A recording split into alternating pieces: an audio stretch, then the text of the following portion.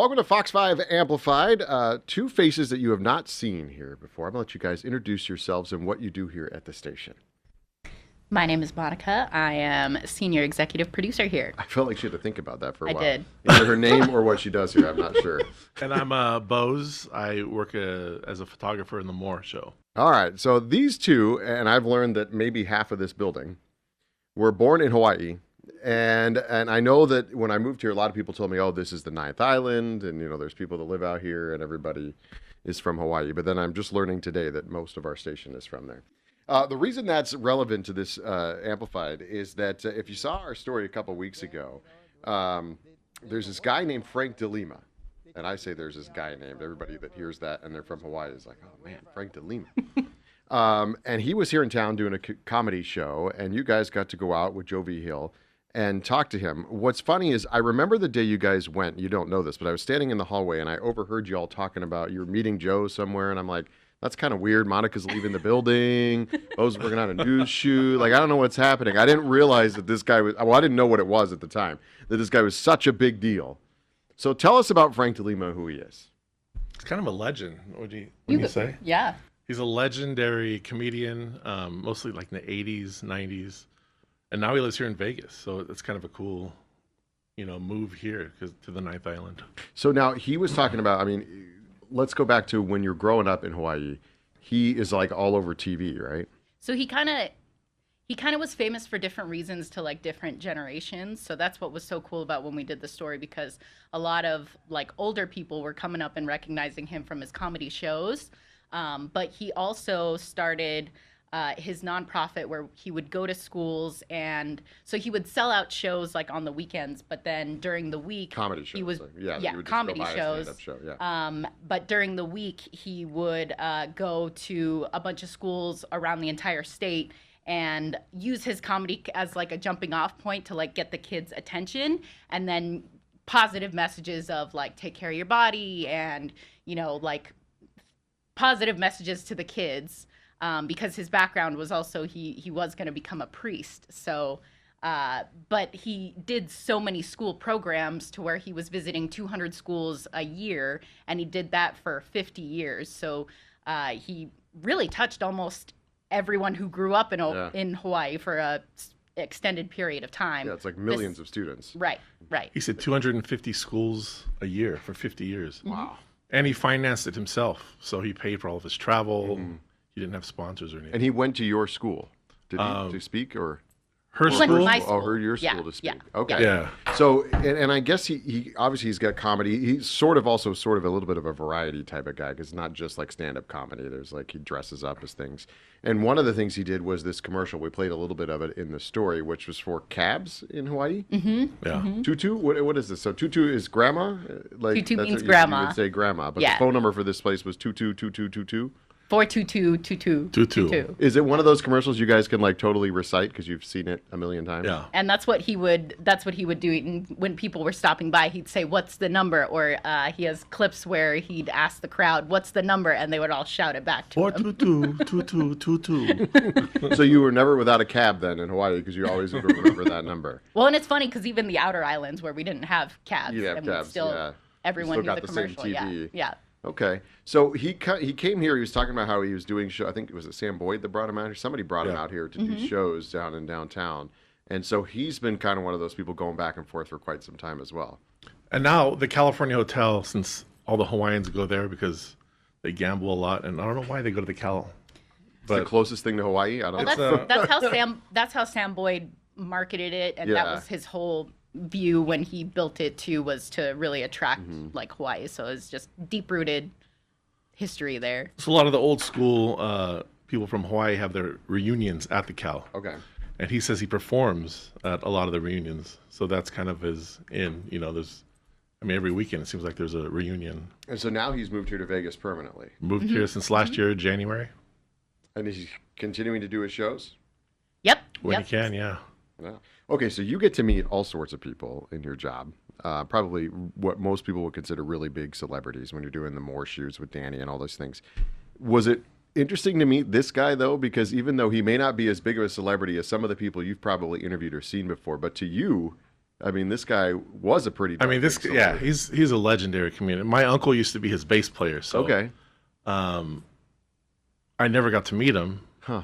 So this was like I got to ask him about my uncle, and Mm-hmm. he's like, "Oh yeah, he was our bass player." I got a couple stories about him, and so that was cool. That family, Mm-hmm. that family part of it. But yeah, to see him in person, and to see other people see him in person was kind of cool. Yeah, I did notice that when you guys, well, I mean, Joe included it in the story, but in some of the outtakes and stuff, there were people just constantly coming by, and they recognized who this man was, and they would stop by in the middle of the interview and say hello. Like, I mean, almost like a superstar. Well, that's what was kind of cool, because even when we were planning it out, when we were having our secret meeting in the break room, when you saw us trying to figure it out there, but Snooping around. Bose came up with that location too, because he was saying that that's such a popular like thoroughfare. We were kind of in the hallway in Yeah, it did look between, like that, in between the Cal and Main Street, and we kind of like knew it was going to happen because he had told us like, oh, I get stopped every 10 minutes, and Joe was like, that would be cool to do it down there to see what happens. I even saw one of my cousins there who I didn't know I was going to see, and he walked by. He's like, "Oh, that's the guy now. That's Frank De Lima." And then he actually went up and shook his hand. So that was cool. So, okay, let's. I want to dive a little deeper into this Hawaii, and this is because I'm learning here, so I'm being educated. What is the connection between Hawaii and Las Vegas? I mean, you're talking about your cousins are here, you got family here, and the Cal Hotel is now sort of like this Hawaiian visitor spot, and you go to, there's restaurants all over the place. We have some of the Hawaiian fast food. Do we know when this started, or how it started, or why it started? Not to make you guys historians all of a sudden, but Sam Boyd was a pretty big part of it. Okay. Like I don't know if I'd need to fact check if he did spearhead it, but he did. Probably that was around when it started. Was he knew that people in Hawaii loved gambling, and he really wanted to capitalize on that, and then it just like grew from there, because when he built the California Hotel, he partnered with Hawaiian Airlines, and he made this whole travel package that was like, you fly Hawaiian Airlines, you come to the Cal, you have all your meals paid for with just this one like travel package. So I think it started from there, and then as the cost of living got so high for people on the islands, it was kind of like, I guess, the natural place to go. We did a story on Sam Boyd on how it started, and I guess he worked on a ship or a cruise ship as a chef. He was doing he wanted to be a cook, and a lot of the guys were Hawaiian that he got to know, and he saw how much they gamble and how they like to come to Vegas. And so I think that was his motive, to get those guys over here, give them a discount on the airfare, give them the free food, because he's going to make it all back on what they gamble. I mean, like, did you guys end up here because of your careers, or because you had family here in Vegas? I actually, I never was born in Hawaii. I grew up in Sacramento, but every summer for 3.5 months, my sister and I would spend time there. And we would go to his shows and like see him perform, but I never got to meet him. Like, I always wanted to meet him. And I liked seeing his. He would do skits. Yeah. He'd dress up as people. He'd make fun of. And the cool thing, he's Portuguese, as we would say, but he speaks like Filipino. He speaks Japanese, and he would do all this comedy in those languages, which was hilarious. Is he considered like a wealthy guy in Hawaii or here in Vegas, or just an average working comedian, if there can be an average working comedian? I mean, he's a pretty big celebrity, right? I mean, people know who he is. He seemed super humble and down to earth, and in Hawaii, it's respectful to call someone uncle. So, lots of people were coming up, and like anyone who's older, he was saying like, oh, uncle. Oh, uncle, how's it? Yeah. How you, uncle? So, what do you guys have a favorite bit? Because you did say he does dress up. He kind of reminds me a little bit of like. Johnny Carson, I guess, of that era, or at least dressing up and doing the bits, and then also being pretty funny. Do you have a favorite, or is it the commercial? I liked the commercial's funny, dressing up as a grandmother, but he did a sumo bit where he got in a sumo outfit. That was hilarious. He did a football player called, what was his name? He did another bit, Mr. Pocho, where he was the superhero of the Portuguese.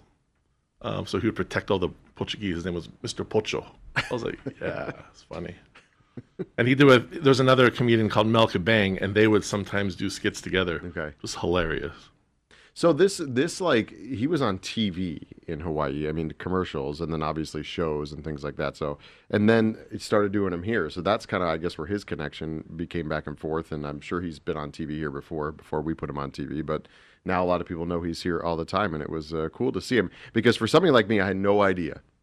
I mean, even in our scripts, they had a pronouncer for De Lima, which actually is pretty easy. But, sometimes we need help. But it said Frank De Lima, and I'm like, I don't know who this guy is. And then I watched your story, and I thought it was really interesting to see. And then just that connection with Hawaii and Las Vegas, and it continues to get stronger. And now he lives here just like a lot of people do. Well, thanks for coming in, guys, and talking about it. The story is on fox5vegas.com and Fox 5 Vegas Plus if you want to watch it. And you can see, if you don't know who Frank De Lima is, you can see all his comedic acts. Because you put a lot of the stuff in the story as well. Yeah. There's little clips of different things. So you can see that there. Thanks for being in. We appreciate it. Thanks, Tom. We'll see you next time on Fox 5 Amplified.